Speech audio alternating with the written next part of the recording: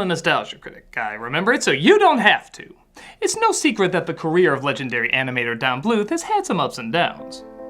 Like anyone's legacy, there's been some hits and there's been some misses, but the hits seem to be when Bluth had the most control over a project, and the misses seem to be whenever the studio he worked for took the most control. You can usually tell the studio interference by how much the films imitated what was expected to be popular at the time. Whether it be Disney, Star Wars, or even other movies that tried to rip off other genres, or Disney, there was apparently a lot of meddling. Bluth was obviously known for his beautiful style, but was just as well known for being wild, aggressive, and imaginatively odd. Traditional fairy tales or action films was not something to expect out of such a uniquely strange mind. But the attempts were made and often were not as successful as others hoped.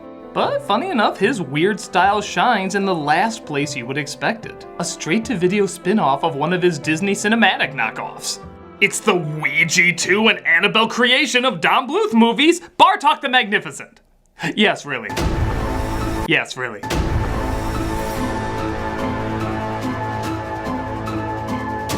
Directed by Don Bluth with Gary Goldman and based on the comic relief from his animated film Anastasia, Bartok had the animation budget of a straight-to-video movie and honestly about as much interest from the studio. They seemed, understandably so, more interested in their cinematic release than their smaller VHS tie-in. But because of this, they interfered less, and we got a bizarre, unique, and honestly kind of enjoyable little special out of it. It's not one of Bluth's grand works or anything, but it has more of his traditionally odd signatures, resulting in a crazy but surreally charming adventure. And we're here to look at this adorably insane film in all its wonderfully head-scratching glory. So sit back and get ready to go, why? As you should with any good Don Bluth production, this is Bartok the Magnificent. The film opens with a song about a witch named Baba Yaga, which in Russian translates to pointless but funny throwaway joke in Ant-Man sequel. Baba Yaga. This immediately gives you a feel for the film. There's clearly little money thrown at this, there's not even that much animation to start out. But the stylized angles, colors, and designs are already more unique than what you usually see in a direct-to-video product. This looks like Toys R Us if it went to hell. No disrespect, still miss you. We cut pretty quickly to our main character though, a Russian bat named Bartok played by Hank Azaria. And before you go insane, he said he was open to a real Russian bat voicing the part. He travels town to town telling fake tales of his amazing heroics and even taking out leftover animation cells from the thief and the cobbler. I imagine there's a lot of those left behind. Damn those Russian bears always making their way into the center of Moscow. Africa, watch it! Bartok seems to take out the bear though without breaking a sweat. Yes, onto the pile of other dead carcasses my carriage is apparently built for storing. Thank you, that's too kind. Oh! His antics caught the attention of Prince Ivan, but his advisor, Ludmilla, played by Catherine O'Hara, wants to stop him from giving Bartok his royal ring or she'll stab him with her chin. Well, perhaps it's time for a change. He still leaves Bartok with the ring though, and us with the question, how much did Dmitri from the first film get around? You can't go around giving royal jewels to commoners. Well, I wanted to encourage him. There are 15 people in this house, and you're the only one who has to make trouble. As you'd imagine, Bartok staged the bear attack, and the bear is actually his thespian friend named Zosie, played by Kelsey Grammer. Well, suffice it to say, the performance of my death today would have shamed Prometheus. Leaving us with the question, how much did Vladimir from the first film get around? I wish you could hear yourself. It's really quite irritating. Critics. I got the same reaction from Transformers 4. Things heat up though when the witch turns the palace into Sleeping Beauty backgrounds and breaks into the prince's room.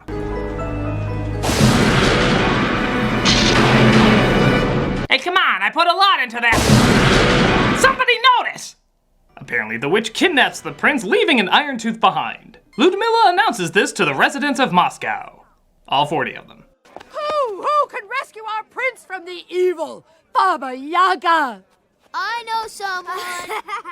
Oh, yes, the two children who clearly have an understanding of strategic recovery. A bat, you say? Okay. The soldiers bring Bartok to her and they request that he save the young prince from the Iron Forest. It would give me no greater pleasure than to risk my life. My schedule is extremely tight. Mr. Bartok? Oh boy, here comes trouble. I like that Bartok, essentially a cute Don Bluth animation, knows he's not gonna be able to turn down a cute Don Bluth animation. Please. Oh God, how is she doing that? The eyes, they're getting more and more Don Bluthy. Okay, just stop everything going on in front of me.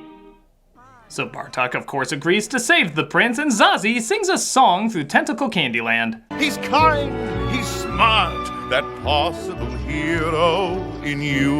Yeah, great. Can we get to the dark stuff? Ooh, this must be where they bury Muppets. So they come across a giant skull voiced by Tim Curry, who I swear was typecast as giant CG green shit for a while. Do you like riddles? Riddles? Could you answer one? Do you have Prince Albert in a can? You do? Well, you better let the poor guy out. No, the riddle is, what key opens a witch's door? And the answer is a skeleton key. But apparently Bartok is the only one who can enter. Did you hear me say you could go in? Unless your worth lies far within the diamond in the rough. Which I seriously doubt you are, bear. He comes across the witch's not fully rendered house and meets Baba Yaga. Witch's life is very solitary. No one around to talk to but trees. Okay, I know it's a short movie and you gotta squeeze in a lot of songs, but do we have to have one that has wah, wah, wah, wah in it? No one in the attic. No one in my chair. I keep expecting her to chase Dirk the Daring with a rolling pin. You broke into my home. She catches Bartok and says he has to prove his worth in saving the prince or die. Head south to the ice quarry and bring Pilaf to me. Bring Pilaf. Bring Pilaf to you? Pilaf. That's either a Russian fruit, Russian Viagra, or both. So he journeys with Zazie to find Pilaf, who is a dog-like caterpillar with suction cup hands played by Jennifer Tilly. God, I love a movie where I can say that and it's not an exaggeration. I gotta bring you back to Baba Yaga. This isn't good. You see, I'm stuck. And when I say stuck, I mean playing the same bimbo and everything, even though I'm secretly a freaking genius. Did you know I was nominated for an Oscar? No, you didn't, you liar. She, like many of the characters, is adorably charming. I love too that Bartok actually knows how to do a good karate chop. It wasn't just a throwaway line for the Anastasia trailer. Okay, it was, but it was put to good use here. But they have to answer another riddle to enter the skull once more. No matter how hard you hit me, no matter how much I hurt, I'm always good for a laugh. What am I? You're rolling Congo? A funny bone. Same thing.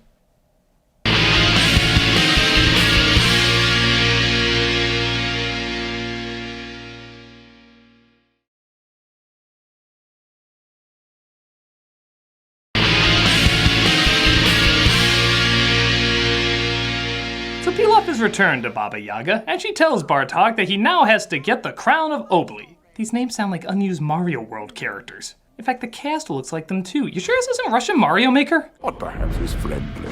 No, he's actually a Space Ace villain who speaks fluent Tasmanian Devil. Why do I get the feeling this is one of those Vinicius Knids who ate Oompa Loompas in Loompa Land? Loompa Land? There's no such place. Piss off, bitch.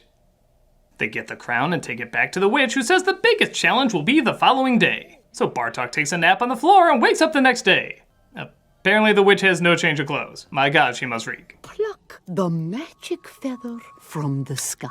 She says she needs a magic feather, which Bartok also gets. Not sure why he had to wait until morning to do it, but if I can follow a lead who looks like the scientist from Attack of the Killer Tomato fused Binky and the Brain together, I should just accept the weirdness. I need something from you. Seeing how he got the three objects, he now demands the prince. But she says she needs one last thing from him. He gets so fed up, though, that he yells at her and makes her cry. What are you doing? I'm just being a silly old woman. Aw, Baba Yaga has feelings too. Suck on that, Kurt, you ass! I wish I could give you what you need. You just did the most important ingredient. An emotional moment, something Roland Emmerich films never have. She puts the tear along with the other ingredients he gathered, and the house shows him where the prince is at. Funny enough, it's back at the palace. You never took him, did you? I never said I did. See, I'm not so bad. I just like risking the lives of others to do my dirty work, but the kids get a lesson, kinda. She gives him a potion, though, that makes who he truly is on the inside, who he is on the outside. I wouldn't do that. Twitter does something similar, and it's not pretty. So he says he wants to help, so he works on a disguise so the villagers won't recognize him. What is this? Cabbage. Again, any movie that has a bear on a plate saying cabbage is weirdly doing something right. Anyway, it's gotta be better than his other character. Simka, the Russian peasant woman. It's not so much the costume as just imagining Kelsey Grammer doing that voice. The Russian peasant woman. That's the sound my killer's gonna make before he cooks me. Bartok enters the palace and finds Ludmilla has appointed herself in charge. Bartok says the prince is in the tower, but hasn't put together yet there's logically only one character who could have possibly kidnapped him. The girl in the opening! Nobody's that cute without planning some shit! Das Vidania. Or her, that works too. So it looks like she kidnapped the Romanov. Do a cast search, that's more clever than it sounds.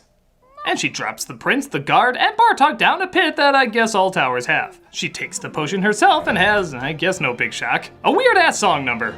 Starting today, every whisper turns into a shout.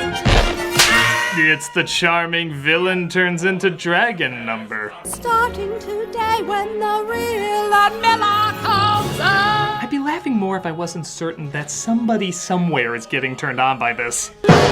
You know you're out there! And you're weird. So Z helps rescue Bartok and the prince while Ludmilla attacks the thousands or dozens of villagers throughout Moscow.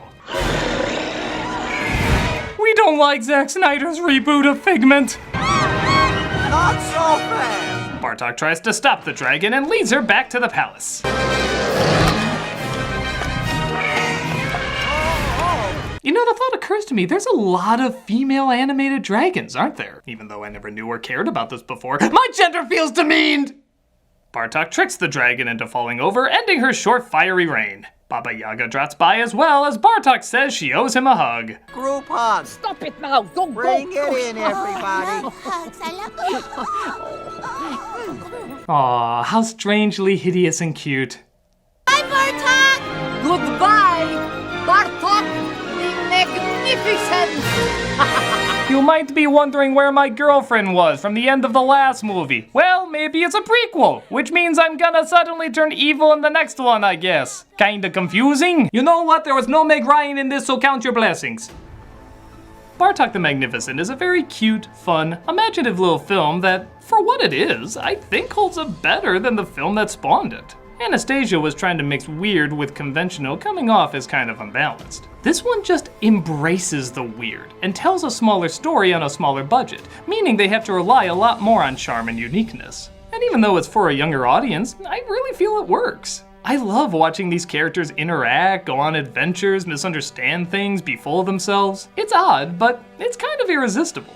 So much so that apparently the studio wanted to run this on the big screen, but both Bluth and Goldman said none of the dimensions or resolution were correct for cinema. So, even though it's direct-to-video, I still see this as a Don Bluth film, and a really enjoyable one. It's no classic like Secret of NIMH or Land Before Time, but it's a lot of innocent and weird fun.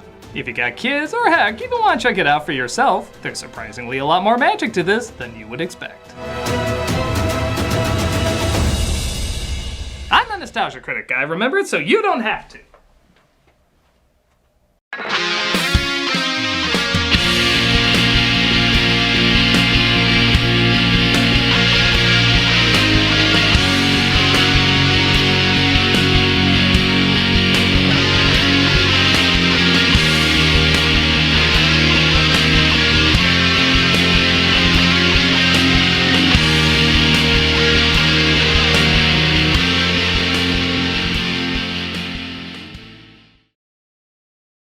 Cabbage.